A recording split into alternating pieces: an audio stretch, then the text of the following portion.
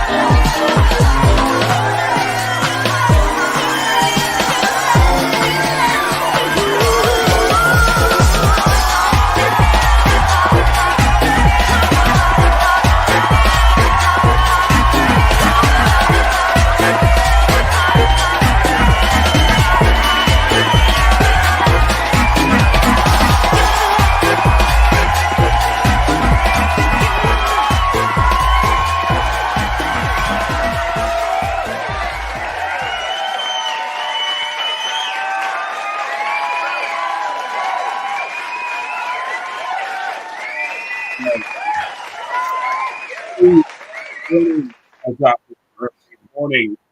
Early, but still. Good morning, CSF Nation. I'm Makini, 90 German and illustrator. And welcome you to this pretty early Wednesday edition of Makini in the morning. Let's go ahead and get right into it. So what's going on with the little chocolate bunny here? So, yesterday, I finished the skin tones. Yesterday, I completely finished the skin tones. I actually finished it on the train, on the train to work, which was pretty cool. So we get all of that done, and then I got started on the hair. Today, we're getting started. Today, we're doing the hair, and if we're lucky, we're gonna do the dress. So. We got a lot to invest. There's a lot to go over. There's probably going to be some gaming talk I want to go over as well, especially with the whole Ubisoft rumors, Bloober Team, and Silent Hill 2 remake getting pre-rave reviews, and even some Game Awards hoopla as well. So.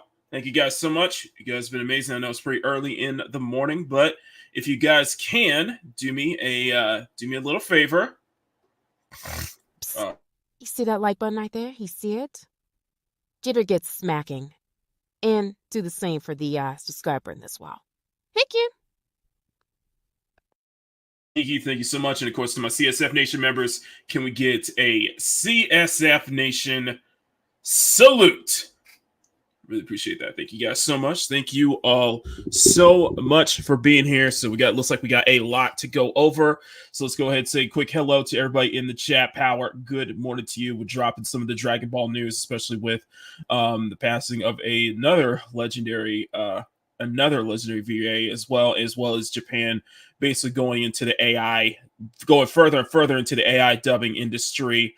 At this point, Lucky Nako, good morning. Punk, good morning to you. And Penny, good morning. All right. No Pomodoro techniques. No Pomodoro technique. This time, we're just going to go straight into it. So let me go ahead and set my counter here. Can we go ahead and we can start my recording, and we will begin right now. Okay. Now, if you guys did not see the poll I posted up earlier, that was suggested by Punk Trace. That was suggested by Trace. And it made me think if I can get Briannah finished by Friday, then then I'll move forward with producing stickers and have them up by the end of this month. That's what I would like to get all the stickers for all 4 designs by the end of this month. You guys seem to be really on board with that. As judged by the votes, you guys seem to be really on board with that. But you guys are really liking the you guys are really liking Saya's Jane Doe cosplay. Video will be up Thursday, tomorrow, if not Friday for certain. By the way, guys, I did drop a short yesterday. If you guys have not seen it, please do so, because YouTube decided because it got yellowed $, so it was throttled in the shorts category, and I fought it. It turned back to green. But if you guys can get some more eyes on that short, really appreciate that. And also, if we get some more eyes on the Monday video I did regarding Dragon Quest III censorship, and how I do think that Square Enix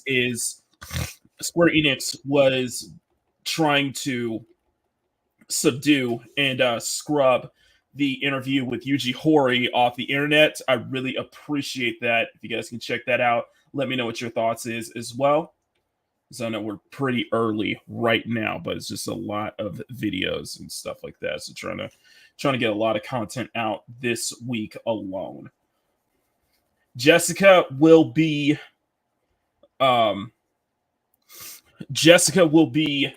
Brianna's Jessica cosplay, that will be a speed painting video next week. That'll be guaranteed next week. I did watch I did see a couple more news that was dropping yesterday as well, such as the full cancellation of the Mindy Kaling Velma cartoon, which many of y'all is a cartoon that should have been canceled after the first season. But what I suspect was either the hate watching that got it to a second season, or it already had a second season that was already in planned. So it was very interesting. It was they did a Halloween special that was just kind of terrible. Honestly, it was kind of terrible. I was watching Disbrew's video yesterday. I was watching his review of the current season, or the current episode of Agatha All Along, which I was like, yeah, there's just nothing. There's just nothing there. Absolutely nothing there, as we are here. Here.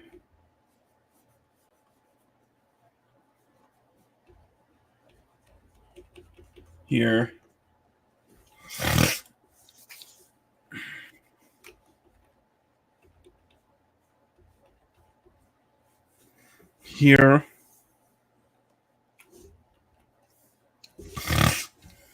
I don't think anybody was claiming for a third season of Velma anyway, or let alone the reboots as well. It's just it just seemed to be a very very cringe, and very, honestly, in some ways very just Mindy Kaling's just too much of a Velma self-insert is just what the F. Just absolute what the F. I'm like, who thought it was okay to green like this? This is gonna be I'm just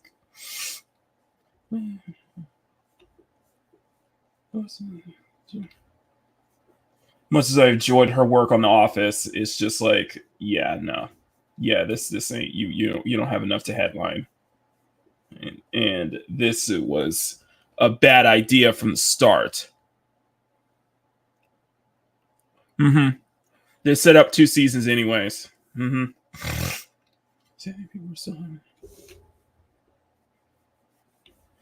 Speaking of which, Speaking of cartoons, if you want to get into the cartoon side, because I am trying to get this hair down here. Let me see. I don't.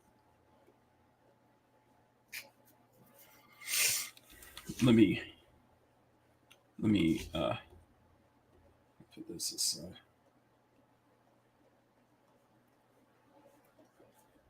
She's got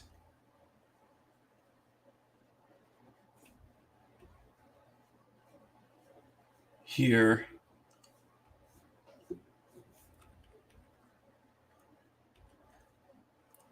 Here. Now, I want to get in some of the Tencent stuff because Ubisoft, that's probably going to be covered on TGP later today on with Culture and Friends and such like that. There's an ongoing rumor that Yasuke, the main protagonist for Assassin's Creed Samurai and for the the quote unquote Black Samurai, which is all of it was all this was planned by Tencent. All this was planned by Tencent to drive the price up to to buy out Ubisoft completely because they are in some financial trouble. Actually, they're in a lot of financial trouble. And its rumor came from, of course, Demion, which we've been definitely trusting his sources, which it's definitely once it's still taken with a grain of salt, but it seems more and more that the sources are starting to become more starting to become more apparent, starting to become more, like plausible, basically. I guess we'll say that much. But it seems that Yasuke's inclusion in AC Shadows was planned by Tencent, which, of course, they have their hands in so many different cookie jars and one of the biggest corporations out there too. But it feels like this was partially delivered. This was probably deliberate move on Tencent's to, I guess,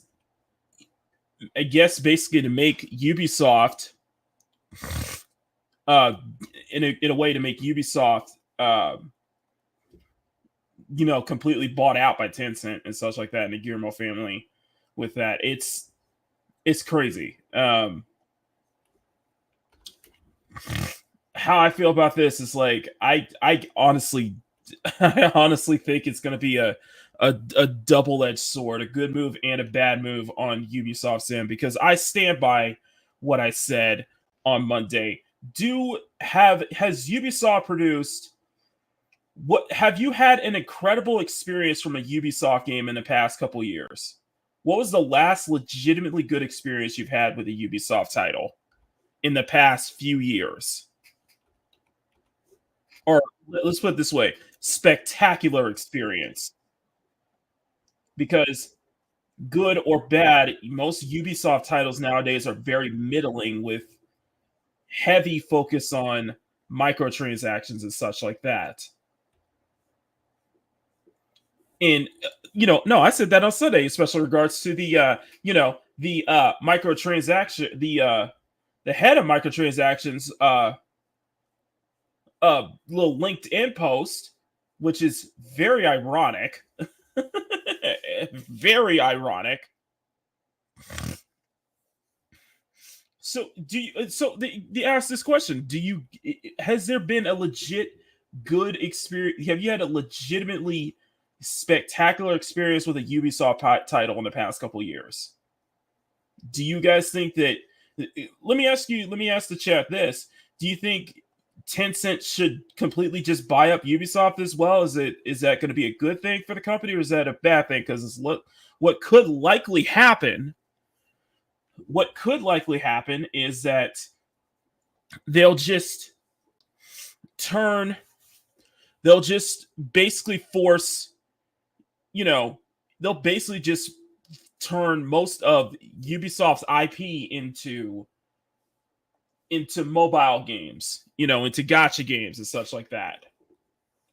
You know, it's just like what is like, is there anything that's just like legit? Like, look, put it this way: is there any Ubisoft title that you guys are legitimately excited for? I mean, aside from the multitude of like Assassin's Creed projects that they got going on every now and then, it's just like,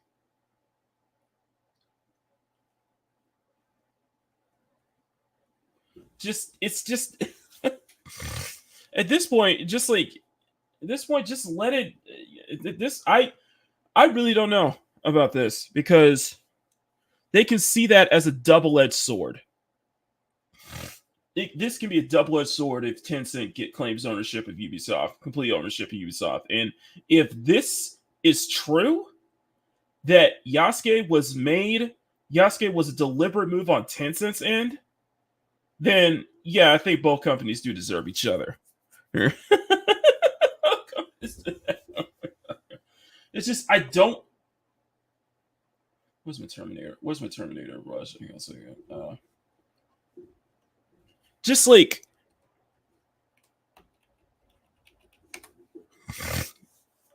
yeah, just like Hasbro with them and such like. It's just like, this ain't working, man.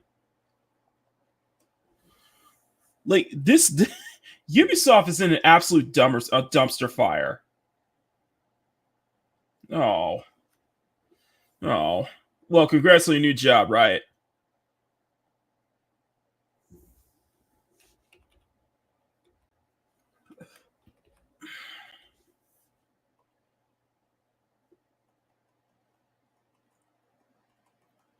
But it's just, I don't know, man. I don't know.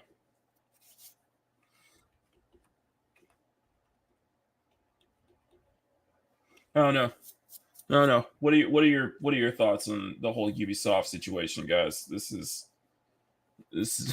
because it's just, we're watching a dumpster fire. We're watching just an ongoing dumpster fire waiting to happen.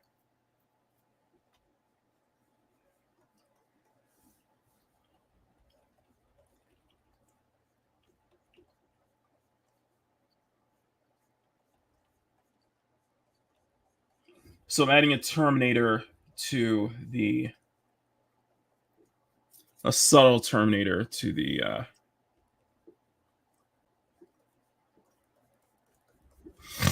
adding a subtle Terminator to the hair a bit.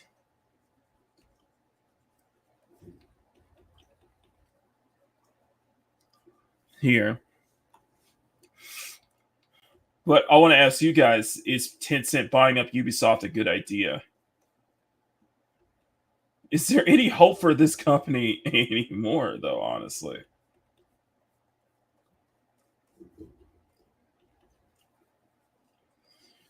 Anyway, so another news I want to kind of bring up is the whole Silent Hill 2 remake, because that has been getting some really good reviews lately.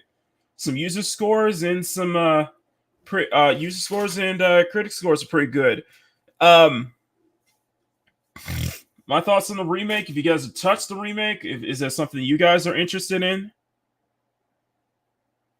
But it seems that sounds like Bloober Teams definitely has a hit on their hands, especially after a lot of the controversies that were going up like beforehand, that were kind of going on beforehand and such like that. It's very interesting to say the least. Say the least. But of course of course, one of the big talking points was one of the employees at the consultant at hit detection, the consultancy firm for that was doing the consultancy work. It's an SBI like company basically, and you know, the one of the employees were had some comments in the past, basically saying that, what would make the industry a better place, and says no more game, and they basically said no more gamers and such like that, and tying, you know tying people who criticize this to right wingers, alt right ish, like that, those 2016 uh talking points. And the and it's it's crazy. It's crazy with these consultancy firms and such like that. But the game itself is doing pretty well, especially after that news leaked of the Konami account. They made a promotional tweet a while back saying that, the Silent Hill 2 remake was rebuilt, design updated for modern audiences, and then all of a sudden that tweet is not there anymore, mainly because I think Konami knew that, if you're trying to appeal to a modern audience, it's probably not a good idea nowadays. See some of the failures that we've been having lately. But it's rather interesting to say the least. And we'll see if if it definitely has some legs, because I think it dropped yesterday. This week, though, it dropped this week, and the reviews are pretty good. So we'll see if it has some legs or some staying power. After some staying power, after release. Is it gonna? We'll see the Steam player count. So I'll probably check in on that this Sunday for the for Silent Hill 2 remake. So it'll definitely be something to look forward to. But there has been some good reviews, so we'll see how Bloober Team and have a hit on their hands. Very interesting. Now, I want to get into kind of this big one, as we are on the contact shading layer right here. What we're going to use, I'm going to use a. Let's use a.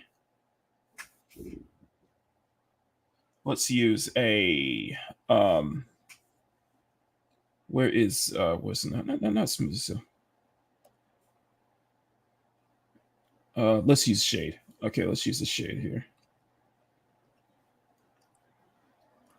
No shade, and we're going to use contact shading. We're going to set this to multiply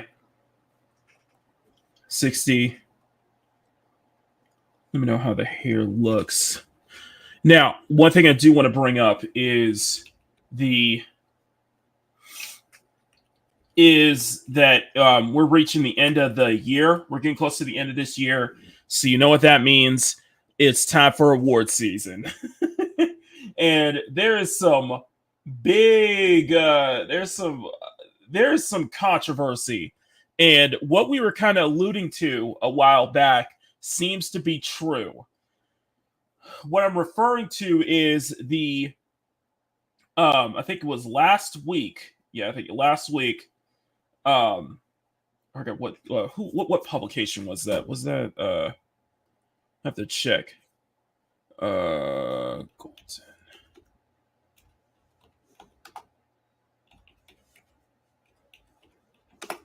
Okay, so Games Radar. Okay, so Games Radar is under some flack right now with because it's award season.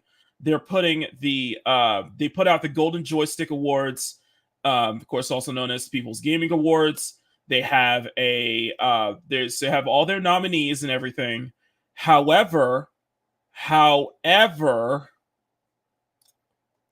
they are getting some flack. They are definitely getting some flack, because while they have a lot of while they have a lot of oh, that's 4 years ago. That's 4 years ago. 2024. So there's a lot of great nominees here. However, two games seem to have been, well, two games seem to have been snubbed from the Golden Joystick Awards, allegedly. And those two games are Stellar Blade and Black Myth Wukong. If we go into, let me see if I can find, let's see some of the nominees here. So,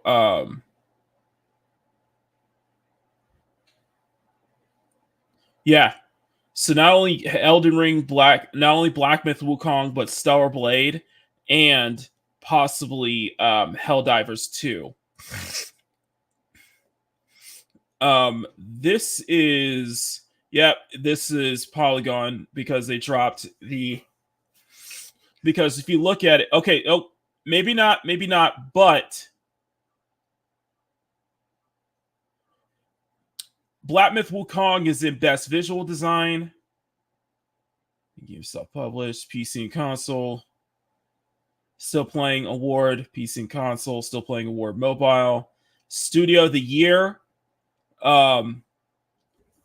It seems that for Studio of the Year, it seems that what was it? For Studio of the Year, it seems that Game Science isn't on the list, nor is Shift Up. Best audio design, nothing. Soundtrack, not even once from Starblade or Black Myth Wukong. Lead performer, why is Humberly Gonzalez in the lead performer category for K-Vest and Outlaws, which was an absolute mess, which was an absolute flop. Best supporting performer, PC Game of the Year, Console Game of the Year, Early Access, Base Game and Hardware. Yeah. Black Myth Wukong is only on one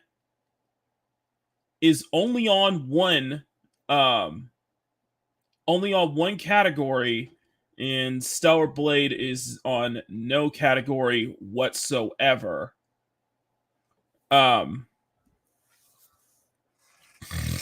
This is it's very interesting, but is it surprising? Not really. Is it surprising? Not really, because what we may see with the Golden Joystick Awards is likely going to happen with the upcoming Game Awards, which we will be covering live on December 12th at 7 p.m. PST. So stay tuned for that, guys. Hope to see you guys there at the Game Awards. But what is rather interesting is that we may see the same thing happen at the Game Awards, where Stellar Blade or Black Myth Wukong will get snubbed entirely. It will be another Hogwarts Legacy situation. That's what might happen. But it's we'll see that. But I think if there's one awards that's probably worth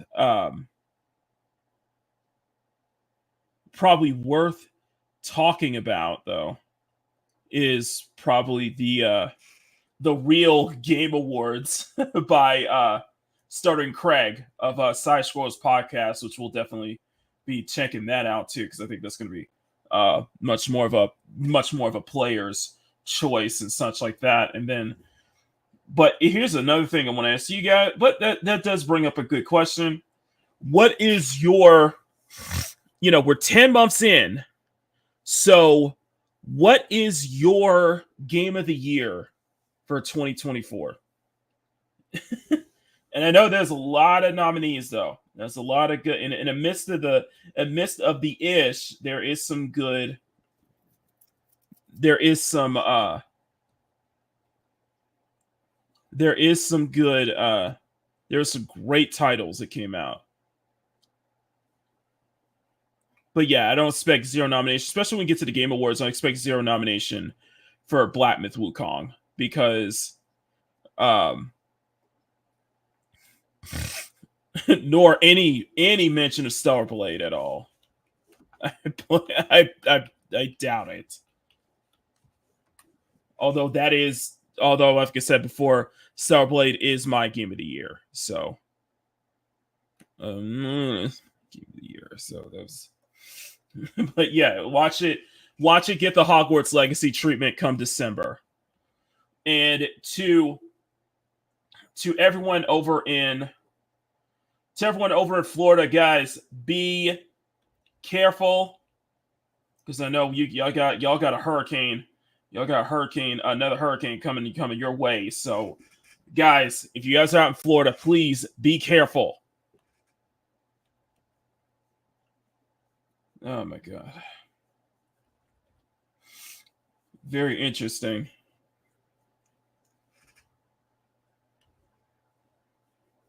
Very, very interesting to say the least.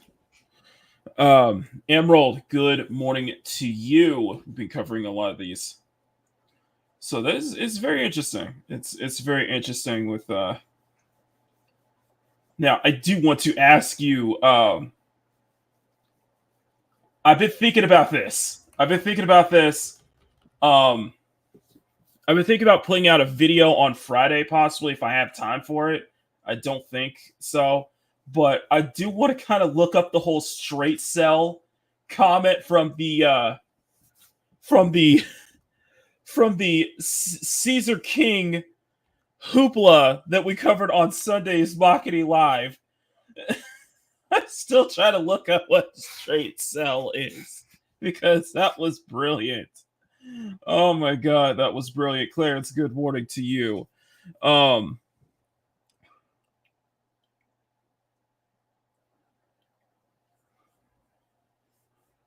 my God, that was brilliant. The whole thing was absolutely just stupid and brilliant. I feel like I should make a video on that one. Let me know if that's something you guys would like to see a video, possibly later this week, if not next week.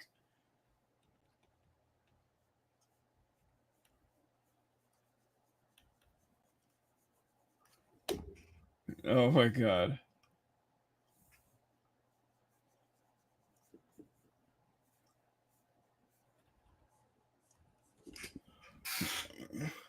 Absolutely brilliant. Okay, I should probably, we need to get the hair done like quicker now. We gotta get the hair done like much quicker now, guys. Come on, Mac.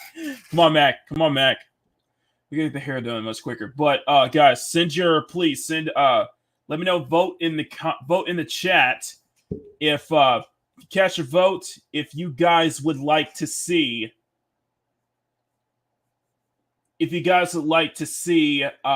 stickers of the 4 cosplays that I'll be doing this month. If I can get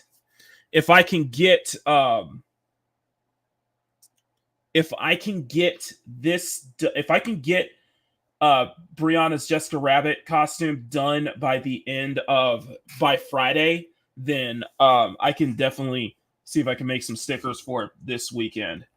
The trick is we got to get it done by Friday.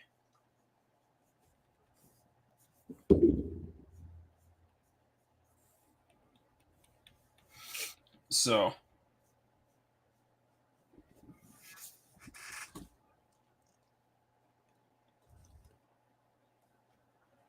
yeah, very interesting. We might want to do a year-end recap of just like all the BS that was going on this year, because we've been covering it like left and right. And now God, I don't want to get into this, but we got some hooplas with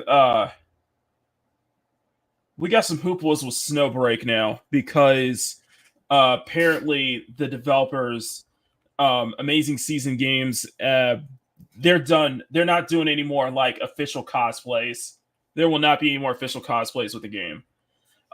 Specifically in the CN region. Apparently the game they're still getting JetXC and JetXC and a couple other people were talking about this. I was seeing this on the official. I was seeing this on the official forums. Thanks for being here, Riot Kitty. I was seeing this on the official Reddit, official Reddit for Snowbreak. Apparently, one of the cosplayers, one of the official cosplayers for Snowbreak, had some I guess you could say anti-male tweets resurfaced, or anti-male comments resurfaced about 9 years ago or so, and I think it pushed Season Games to kind of just like we can't do official cosplays for this game anymore.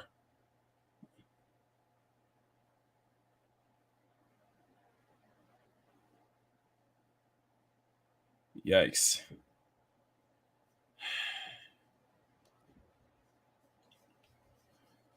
Dude, just be careful, man. Okay. Joyce, be careful.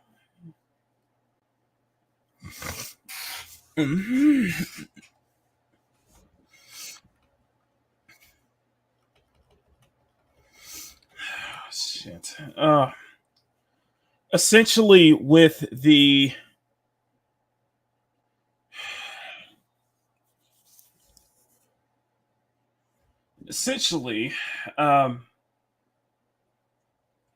Snowbreak is still getting a lot of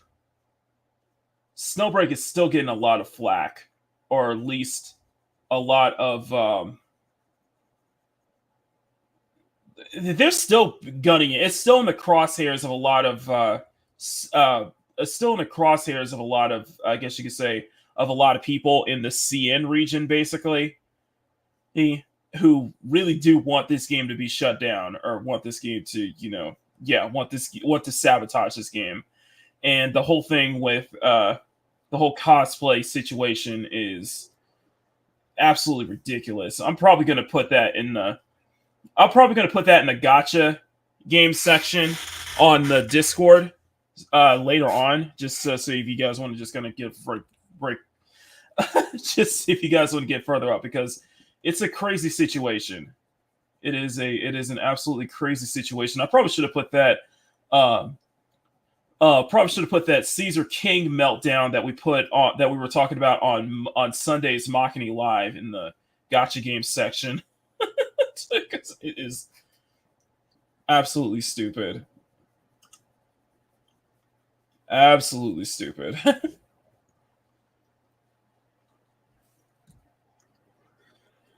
Okay.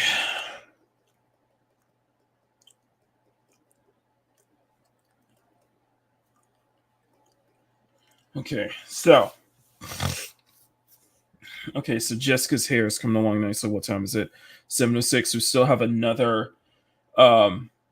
another hour or so. Yeah, we still about another 45 minutes or so.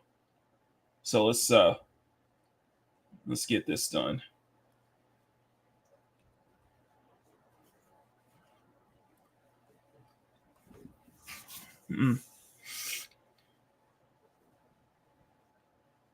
So something else that Clownfish TV.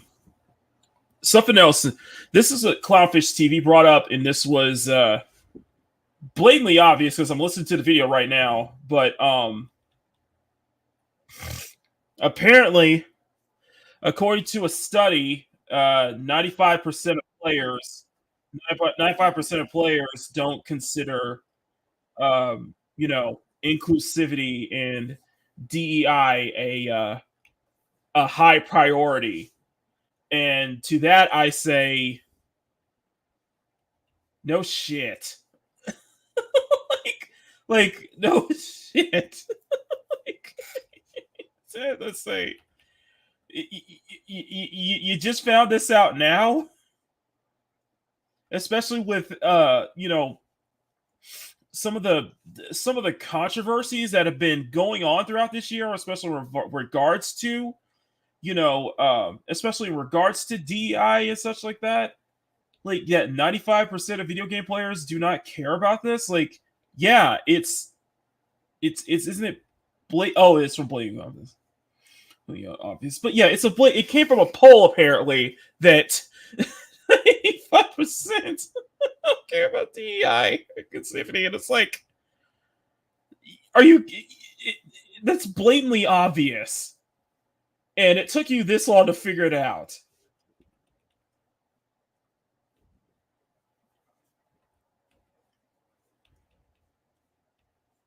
Here, okay.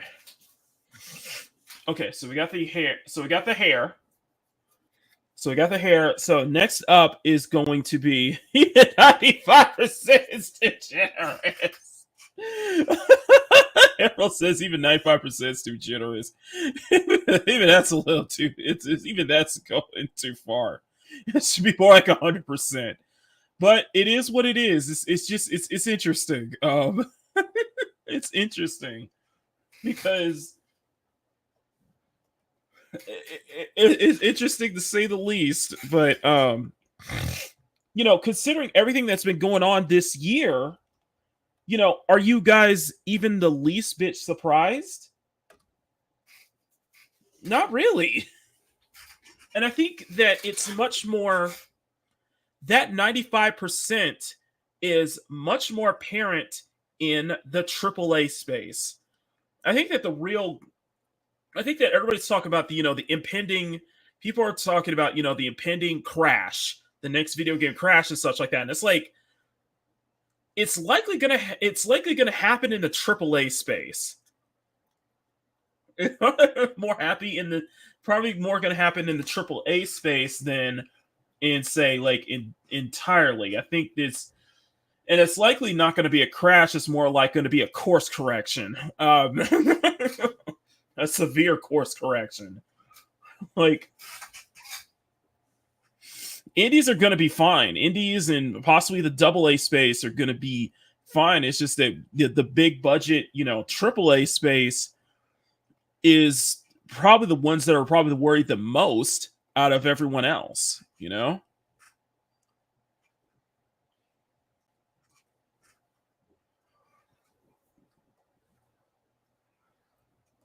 Mm-hmm.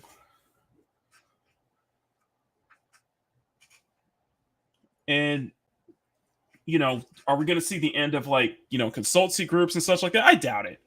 Highly doubt it. There always will be there. But do you think they're going to have a much bigger prominence? Likely, they're going to be hidden. I would see that of course with the whole thing with Bridge and everything. If you guys have been following Kirsha, Kirsha, and oh my god, I just realized. You know what? I just realized something. Okay. Um. Okay.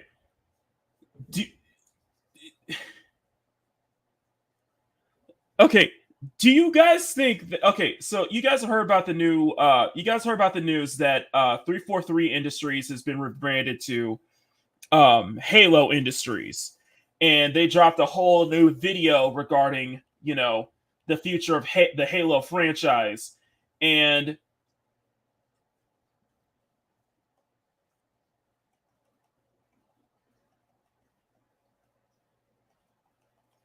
and this is this is I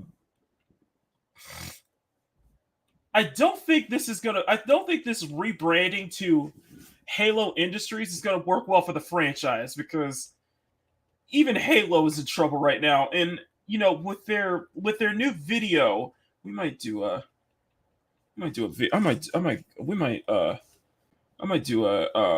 might watch this, or we might listen to this.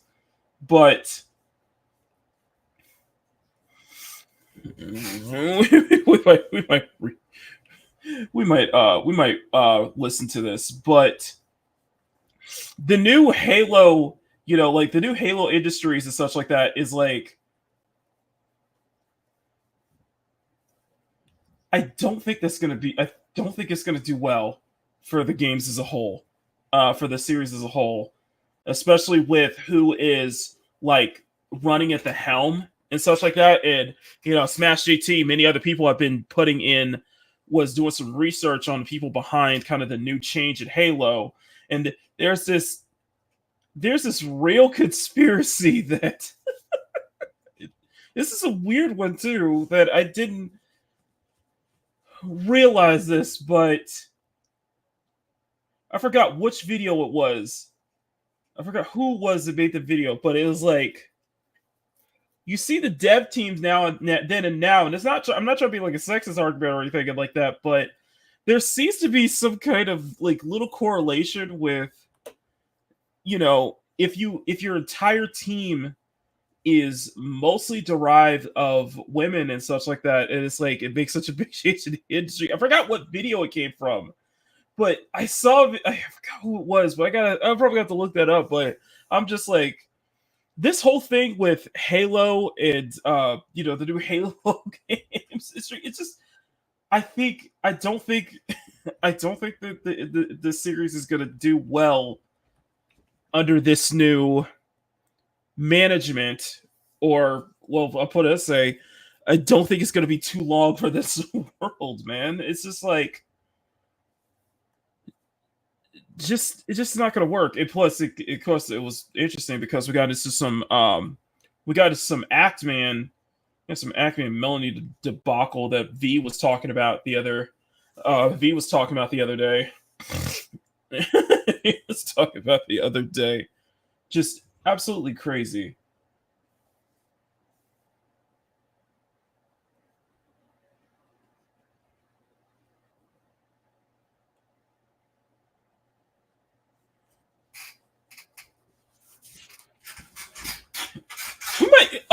Okay. Show hands.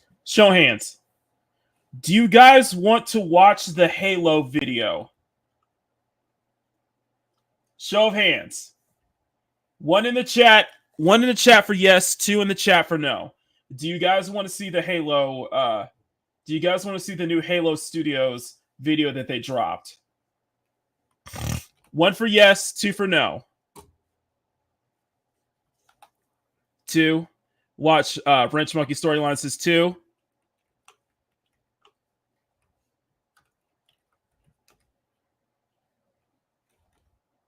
And should we watch the Halo Industries video? Framing Briannah Rabbit. Clarence put 3. 2. You don't want to see it? Nobody wants to see it? Okay. All right. We won't. But no, no, the new chief of staff for Halo doesn't seem to be a gamer, or doesn't seem to be like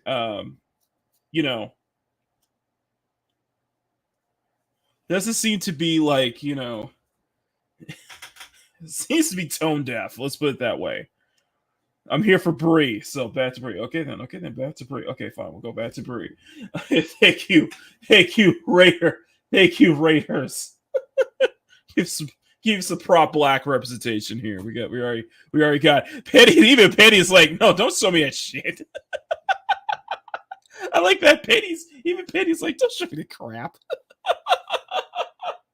Oh, I love that. Y'all don't want to be tortured. Is that what you're saying? Okay, then. All right. All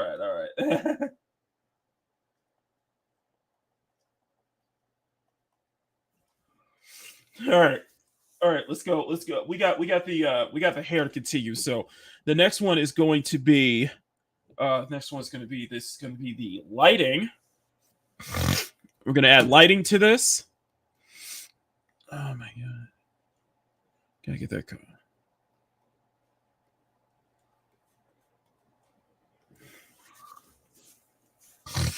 All right, so let's do. Actually, we could probably do that on the base. Actually, we could probably do that on the base layer. So let's do.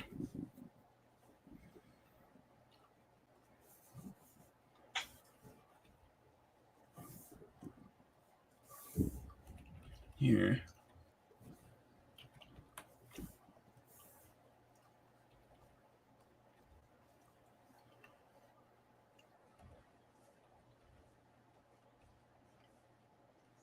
here, here.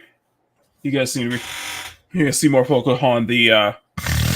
You guys are definitely mostly more devoted, more devoted to Briannah. Which I gotta say, this is probably the most stunning look I've done for Briannah in quite a while, honestly. And every time I draw Briannah, she seems to be a real hit. This one just seems to kind of really hit with you guys a lot. Just pulling this Jessica Rabbit look off, it just like making her really a complete stunner. And it does feel like it's Jessica Rabbit, bro. Ronnie, it's the same girl. It's Jessica Rabbit.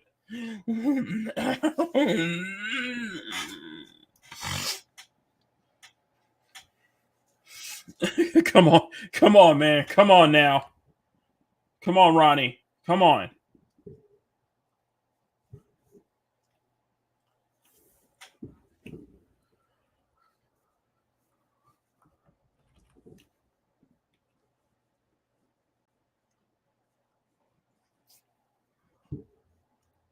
Okay, where is this?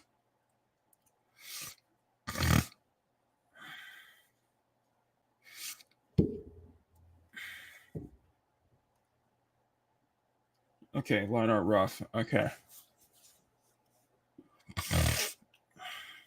She's cosplaying. Yeah, exactly. Bree is gonna stun. Look. The fact that she straightened out her dreadlocks for this. She straightened out her dreadlocks for this.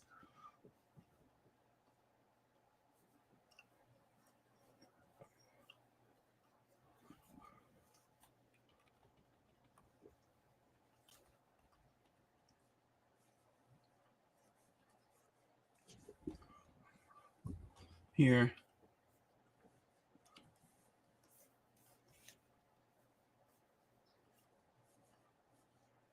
Mm-hmm. Here. Here. Okay. Okay, so now we can do. So what we can do next is an afterlight look. Afterlight. We can do the backlight. So backlight. Set this to. What we're gonna do is we're gonna have a reddish tint on this one. So.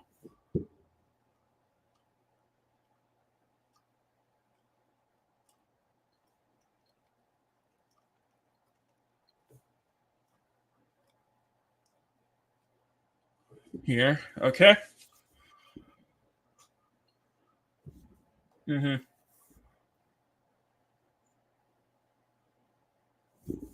Okay, so let's get the.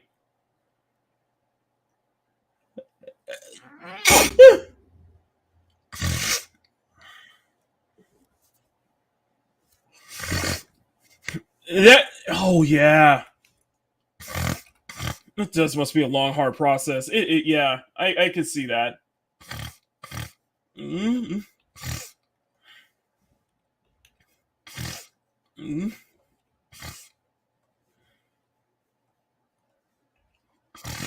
Mm-hmm.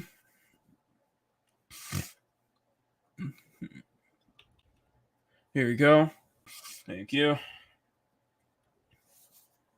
That probably means the weather's cooling down finally. The weather's finally cooling down. Um.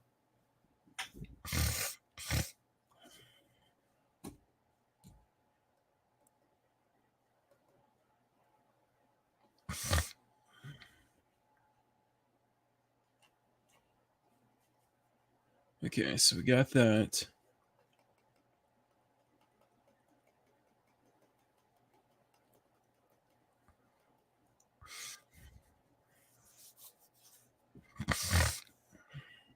Here.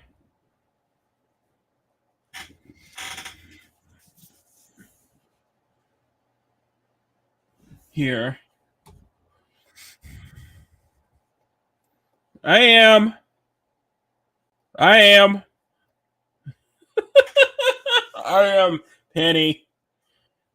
Shush. Shush, Penny. I am.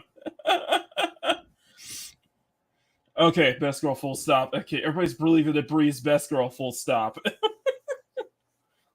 What's the funny thing about Bree is like, funny thing about Bree is like, I think it's like she's like,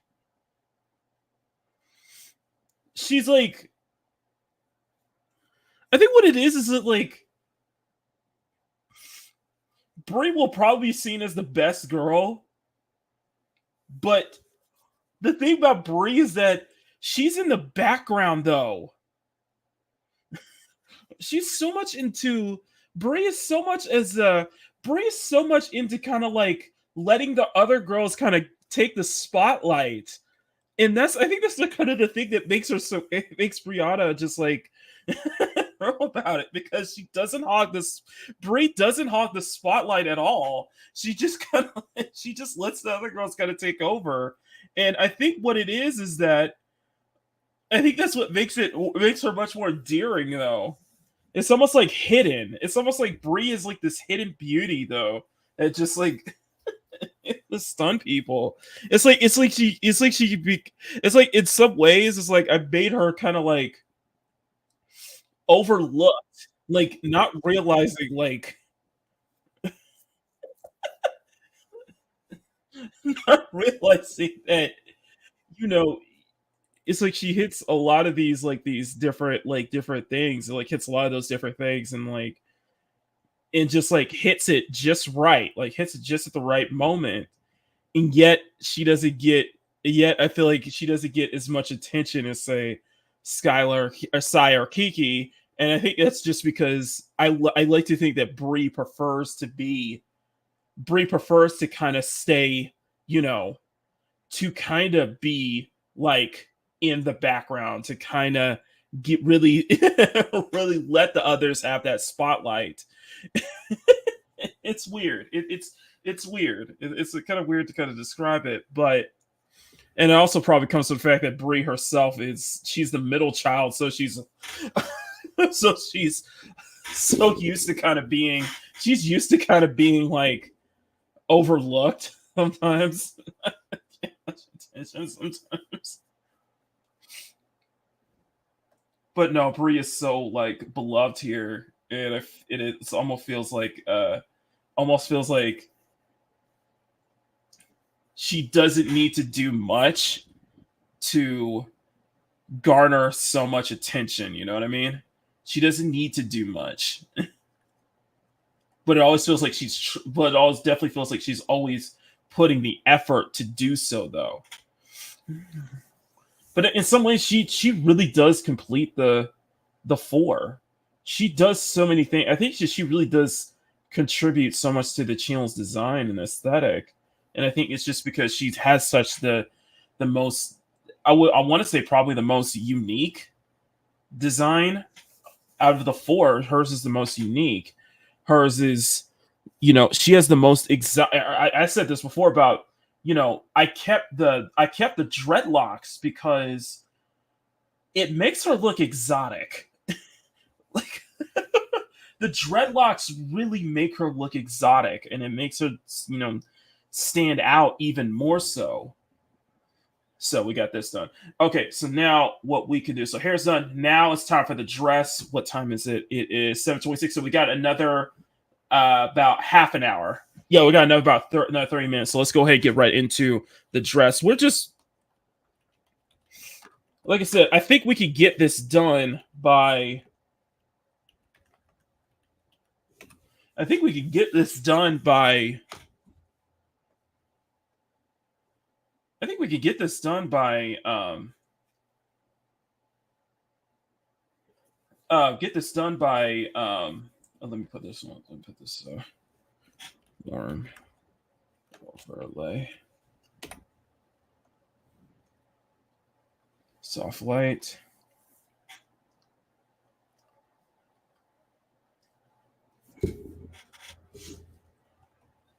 Dirty. Okay. I don't know if you guys feel the same way about just kind of Bree's kind of like tendency to kind of to not hug the spotlight. It's just that when she does, it's just kind of it really does. It's just that whenever she does hug the spotlight, it really does. She really does know how to leave a lasting impression somehow.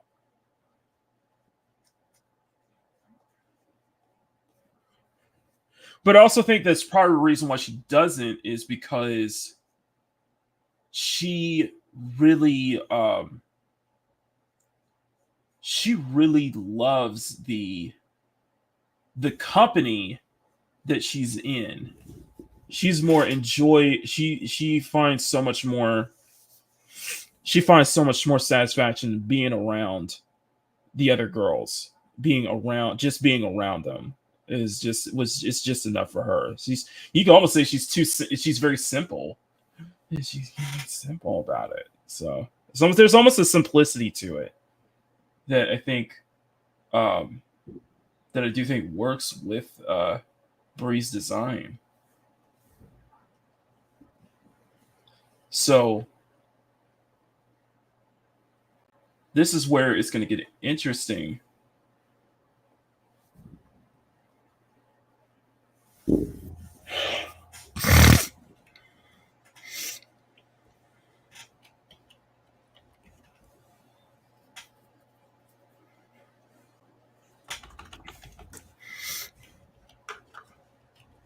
Okay, so let's do the base shading first. Set this to multiply.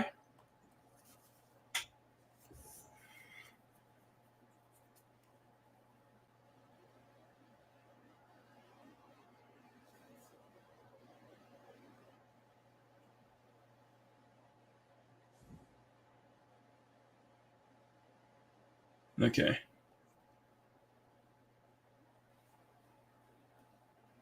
Oh, sorry. All right, let's do the base shading. Okay, now guys, we are on the dress. We are on the dress finally. This is going to be exciting. This one I'm very much looking forward to. Like I said, we still got about 30 minutes, so let's make some really good progress on the dress in the next half hour. Really, thank you guys so much. You guys are freaking amazing, guys. Please smack that like button, make it jiggle. Smack that subscribe button, make it jiggle. Tell me what you guys think of Brianna's Jessica Rabbit. If you guys think that was probably one of the best ideas. It's an idea that works so well. Let me know, guys. Oh, yes. No, let me know, guys. Oh, it's gonna be sparkling. So the dress is gonna be sparkling too.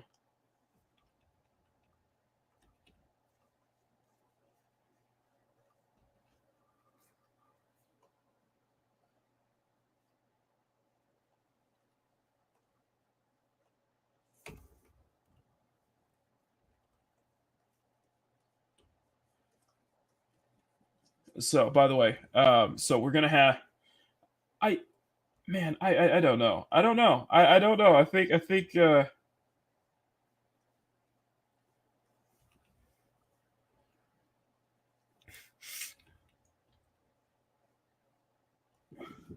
this is gonna be fantastic. I think Bree's Jessica Rabbit cosplay is probably not gonna be I don't think it's gonna be topped. Especially if we can make the dress like sparkle. So we got to make the dress sparkle. But yeah, she is. I joked about like on Sunday that Bree's not going to fill that. No, Bree's going to fill that top out, and yeah, I had to make you understand. I had to emphasize that a bit because you guys don't understand that Bree is legitimately. I know we're just kind of just going off tangents, but Bree legitimately is probably the most voluptuous of the four. Is of all the girls. And I know it doesn't put I don't put much focus on that though. I don't emphasize that though, but she really is. And I think this dress really proves it. Because, but I always thought that, it's like giving her such a large bust is almost done in a way to kind of play off of, like, play off the fact that, yeah, she's incredibly muscular. So her bust like that is going to um maybe giving her a bust was actually a good idea. Giving her a very large bust is which was probably what stuck out, you know.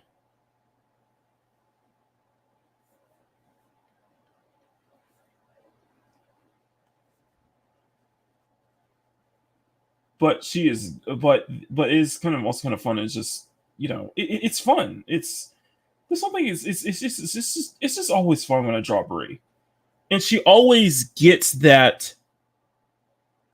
She always gets that. Just really, it really is a scene stealer. It always seems to kind of steal the show. It's just that she tends to kind of do it subtly in the background. She's like very subtle about it, though.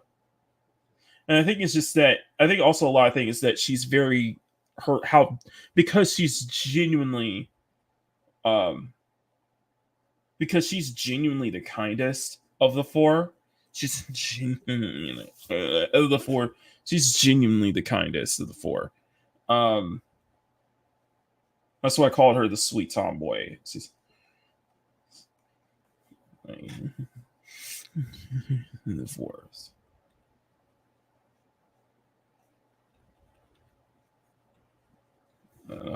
So you can see the details here.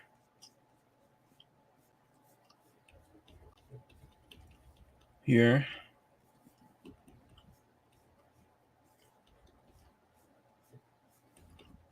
So like I said, we're just doing a little bit there. Little by little. We're just doing these details little by little.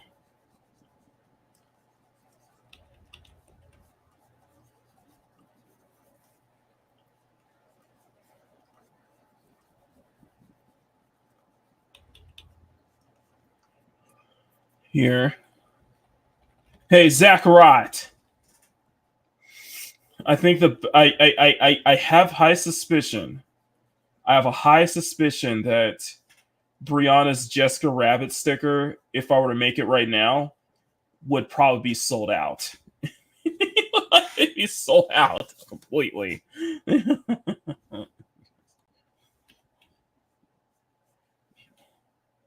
Of the characters, and I think it's also just it really does come down to just a general appreciation for the character, and I think it's a genuine appreciation for Brianna what she brings to the table.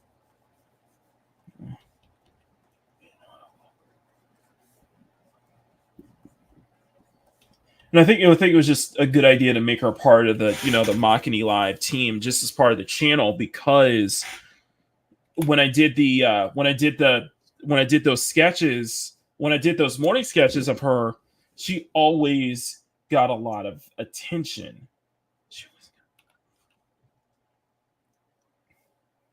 She always seemed to have a lot of attention, and so making her part of the team, and especially for the past 2 seasons, for the past what 3 seasons of Makini Live up until the full reboot,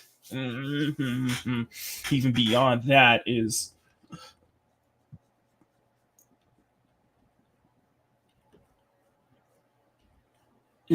brilliant, and I think that's great,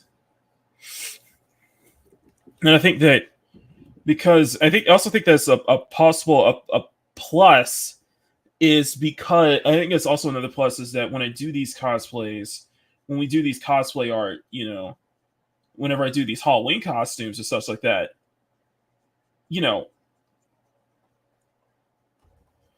the all four girls, they get into character. They get into character. They completely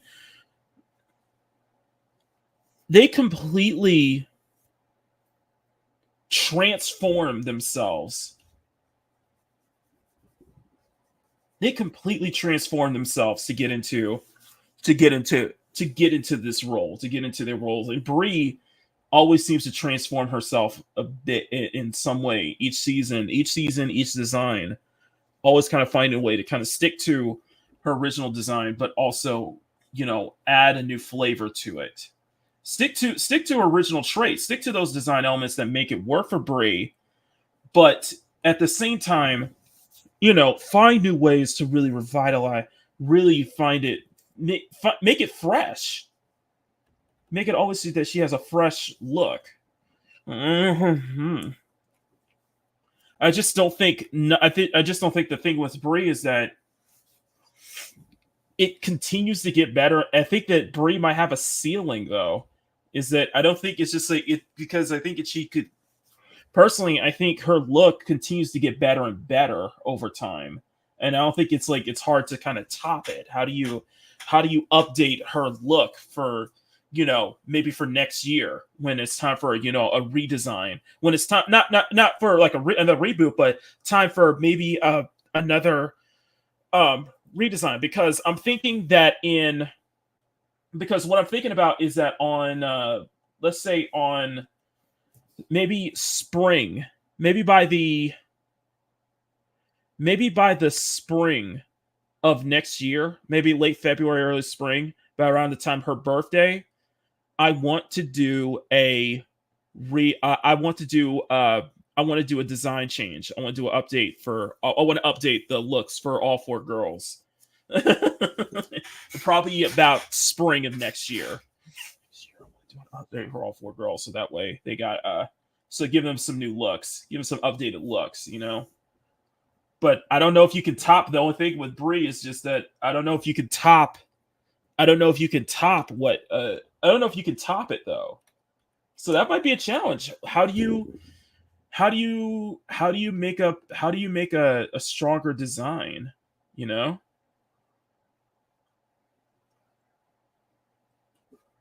Oh, let me do a Terminator.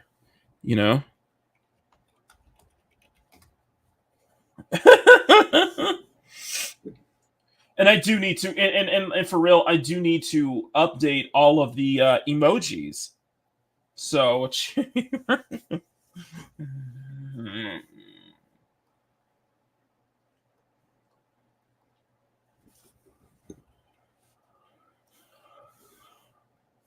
all right, we got 20 minutes, guys. We got 20 minutes, so let's really let's really hammer down on this.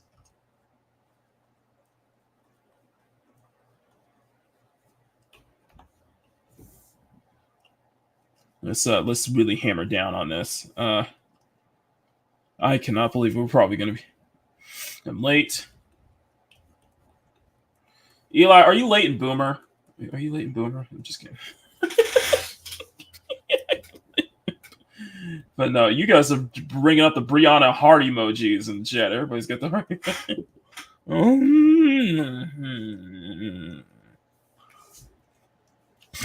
So we are gonna, but what I am gonna do is I am gonna get that, put the heart emojis. Not what I am gonna do is the heart emoji definitely needs to be updated. And I think, and like I said, I think I'm getting faster with these what you call it,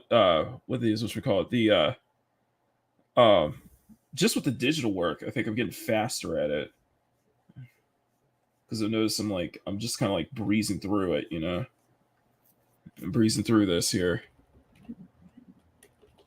Thank you guys so much. Like, seriously, thank y'all so much. And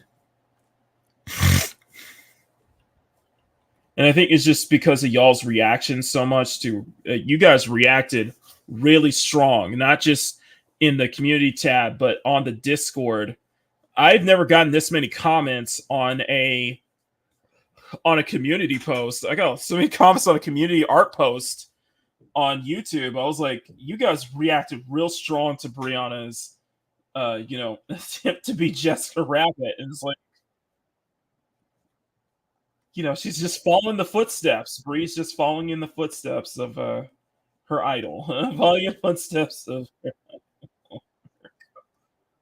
just following the footsteps of her idol, Mirko, which was one of the design. Um, I would argue say it was Mirko in from My Hero Academia. That was really the one of the bigger inspirations for Brianna's design. Inspirations from them.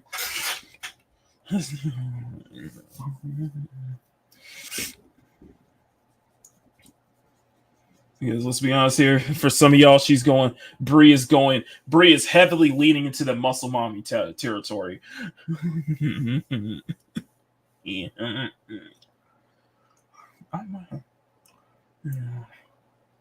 Okay, so we got that. So what next is going to be the next one's going to be the contact shading.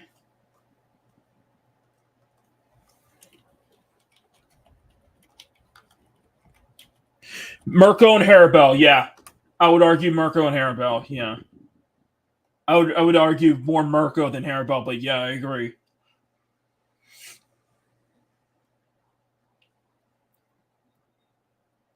Just because I think it's I you know what, it is really both. Haribel just because of Haribel's design that really influenced for Brianna. So let's do the contact shading. Multiply. Let's do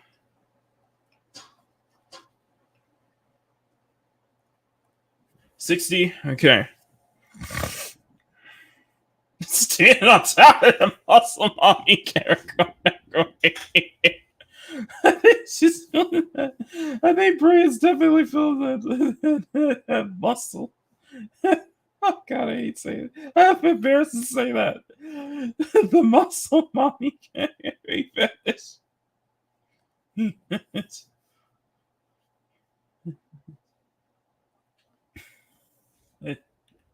Just like I said, there's a thing for like I said, there's also a thing for dark skin, for dark skinned girls with white hair in anime. So there's something for that.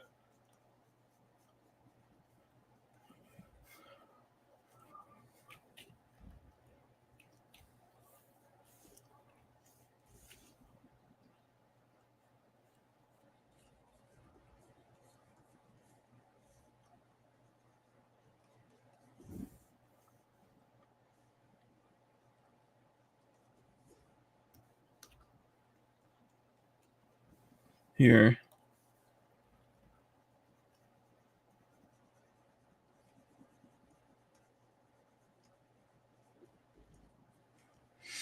Here.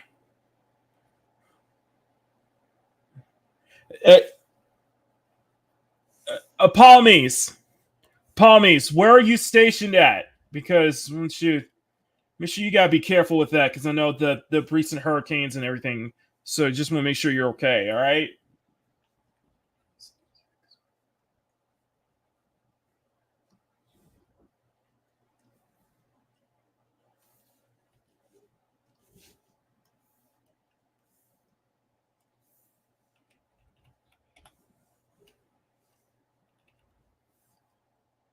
I just want to make sure you guys are okay. To everybody in Florida, I know we got a lot of Florida.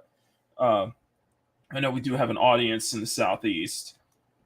The southeast audience is just Trace and such like that. Mm-hmm. Uh.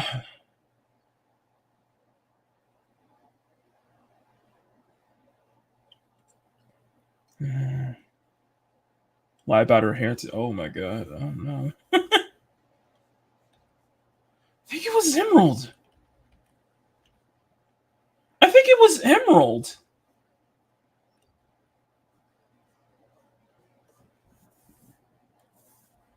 I think it was no. Oh, okay. So on Monday, so on Monday, I did a. I brought up a little bit about Brianna's backstory and how it was someone who said. So I think it was one of the. I think it was during the. I think it was during the dress design that I was planning to do for the reboot. Someone brought up that Brianna has some like Asian qualities to her face and such like that, and that just gave me the idea to make Brianna half black, half Japanese. And I do think that it was Emerald who said that. I don't know who said that, but that was kind of the idea. Okay. He's Asian. I think it was you, Emerald. I don't know who said that, but someone brought that up, and that was she is Filipino. Oh, okay. No, but Bree is half. Bree's half Japanese, so I just made her half Japanese. I don't think I did. I don't recall saying that. Okay, never mind. Somebody did. Somebody did. Damn. Yeah, whoever did, thank y'all, because I feel like Brianna was almost like an amalgamation of just kind of like different ideas and such like that. But yeah, you can see that Filipino though. But yeah,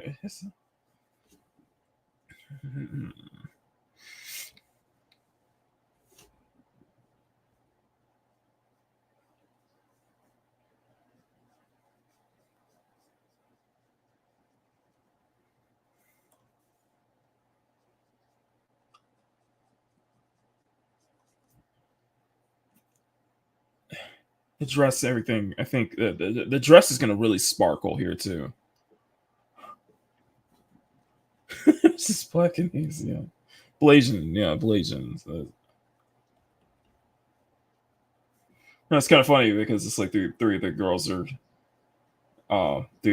are half it's funny because the main Makini cast is like you have three you have three Asians and we were safe just dropped from one Western state. Okay, black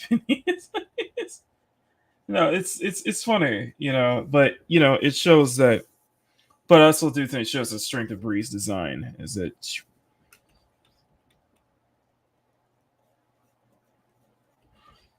actually it's man, now I think about it, it's funny because Bree has it's almost like some of Bree's design ideas were almost fan made too, were pretty much fan created as well, because I go back to her sister Sylvia. um Sylvia was named um Sylvia was named after um Sylvia was actually, that was my friend on Instagram who named Sylvia, Sylvia, and he also named her Akasha as well. Yeah, he gave her the surname Akasha, so AKA SHA. And now that I think about it, it's like Bree was probably in making Bree kind of part of that same family and such like that, because Bree has Bree has that same tendency. Bree has those same like features and such like that. And that's why I wanted to make them sisters, make her Sylvia and as well as Jalen's sisters, because every time I drew those three girls, they always had a scene. They always seem to have a really good fanfare, and I always believed in my mind that they were dark skinned. They were black, half black, half they were black with white hair. Always believed that. And like I said before, Brianna, she was given Brianna. It was Squeaka who named Brianna basically.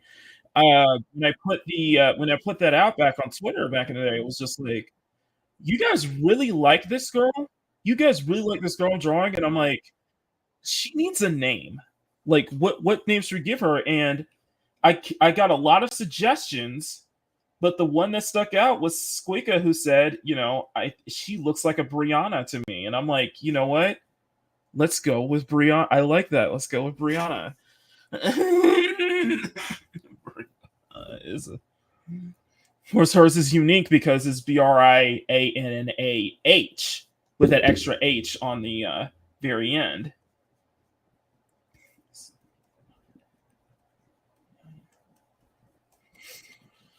Here we go. So we got that. What time is it? All right, what time is it? Okay, so I got about 4 minutes. I got like 4 minutes.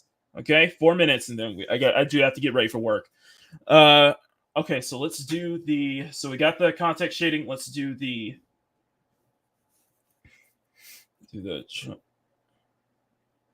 I completely forgot about the gloves, didn't I?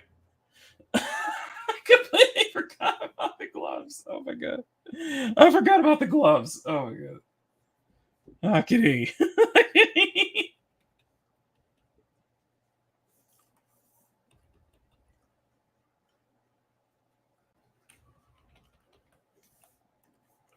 I completely forgot about the gloves. I was like,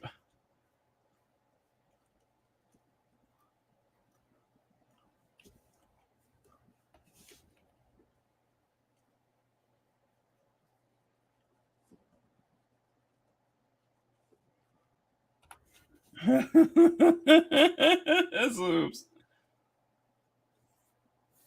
But no, I don't realize how special Brie is until I see the reception from you guys. Like you guys really do make me realize how special, these not just Brie, but all of these characters are to me. And the fact of the matter is I really did feel like I made something.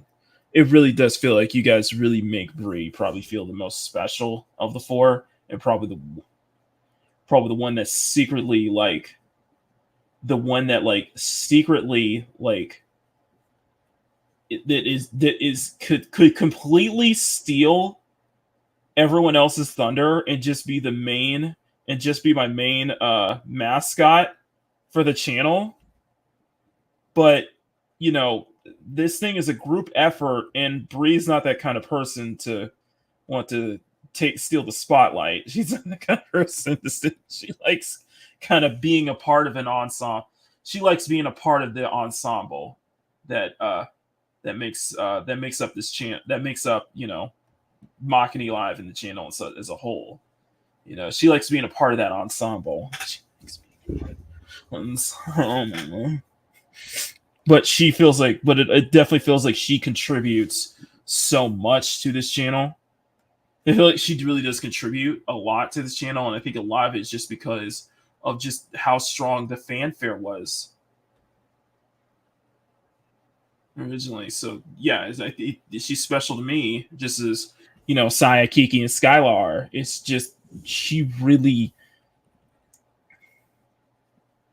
just that Brie probably has that potential to just kind of just take over the channel if she could. I don't think she wants to, though. I don't think she's not that kind of person. She legitimately enjoys the company of the other three. She loves being a part of this.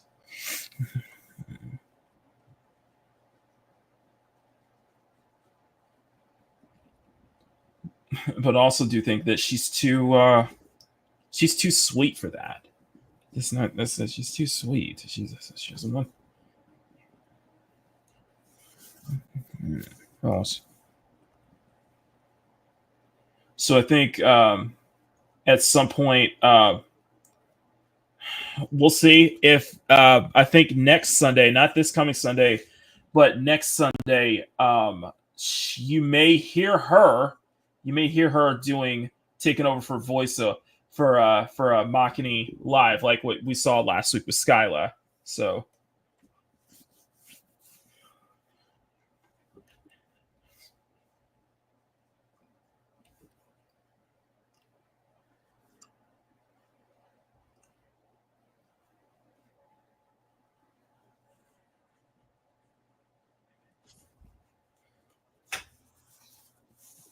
Okay. We're done. All right. We're going to stop here.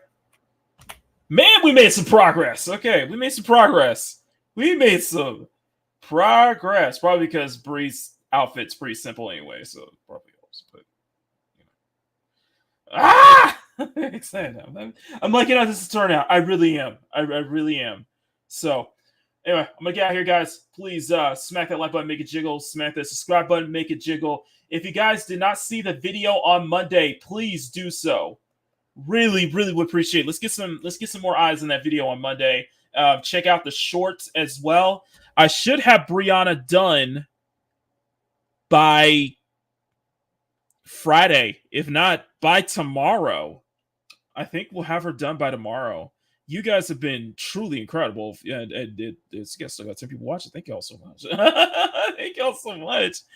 And we're close to 20 likes, so Briannah gets the love, y'all. Briannah is getting that love. Thank y'all so much. So do all those nifty things we'll do. I will see you guys tomorrow, hopefully, for the time lapse for the speed paint video for Skyla. So, or for Saya. Saya's Jane Doe cosplay. And we'll probably have and I think the speed paint for Briannah will likely be next week. So, but plenty of content come from me. So stay tuned. Check out the shorts. Check out the YouTube shorts as well. And also check out the community tab. I'll post this up to the community tab later. So anyway, guys, I'm Makini 90. Story. Thank you for tuning into this little extended early Wednesday morning edition of Makini in the Morning. Until then, if you guys are out in Florida, be safe, guys. Please be safe. Be safe. So just keep your hands out, and especially people who were especially affected by Hurricane Helene and such. Guys, please be safe out there. Make sure you guys are everything's accounted for. So we're thinking about y'all. So just hope everything will be all right. Hopefully this will blow over soon. So until then, stay cute, stay sexy, have fun. Never, under any circumstance, apologize for wanting attractive women in your media, especially in your video games, because that's what seems to be the case now. Thank you for the new subscriber, by the way. I got a new subscriber. Thank you for that. And above all else, guys, never stop drawing. Have a great rest of your Wednesday, guys. I will see you all later. Stay tuned to the channel. I love y'all. Peace!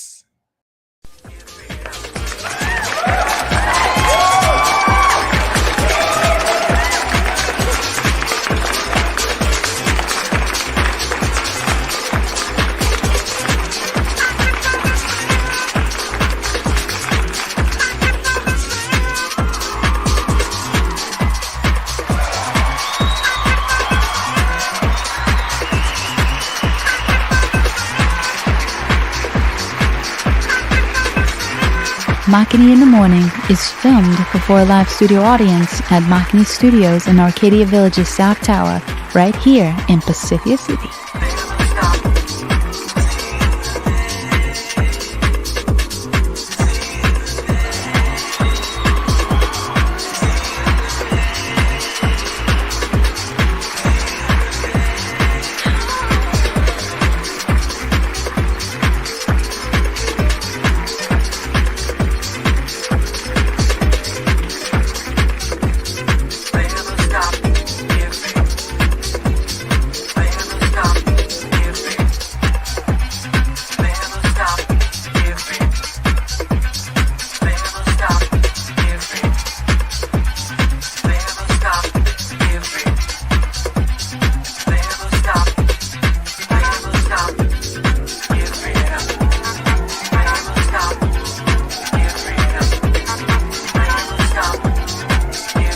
Want to be a part of the next Makini in the Morning live show audience?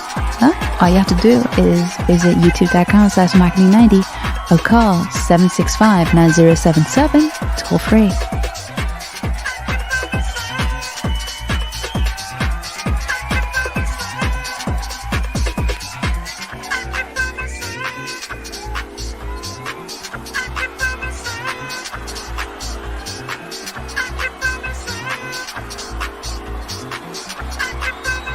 Makini in the Morning is produced by Silver Nine Productions with Makini Draws Productions in association with Channel 90 Television and is distributed by CSF Nation Domestic Television Distribution.